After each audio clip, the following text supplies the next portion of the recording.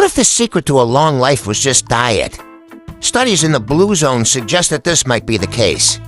Blue zones are home to some of the oldest and healthiest people in the world. The Japanese have the Okinawans, the longest living women in the world.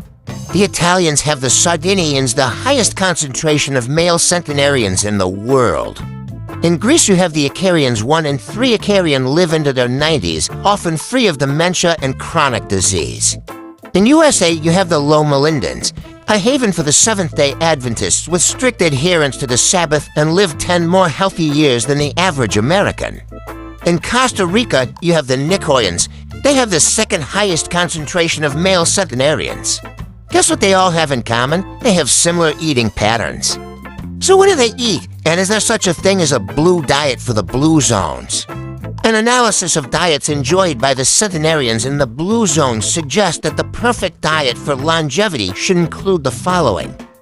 95% should consist of legumes, whole grains, and vegetables.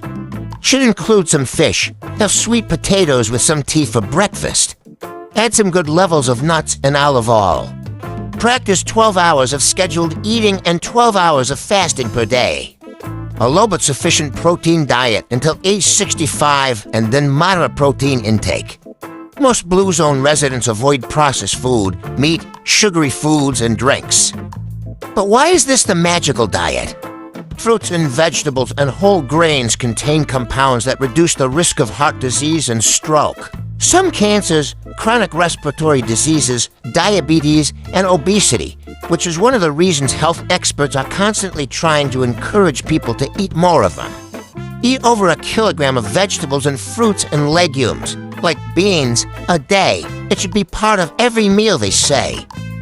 Instead of bread, the chief carbohydrate should be the sweet potato, which has a low glycemic load and lots of plant compounds, particularly colorful flavonoid compounds that really can help with overall health and possibly slow the aging process.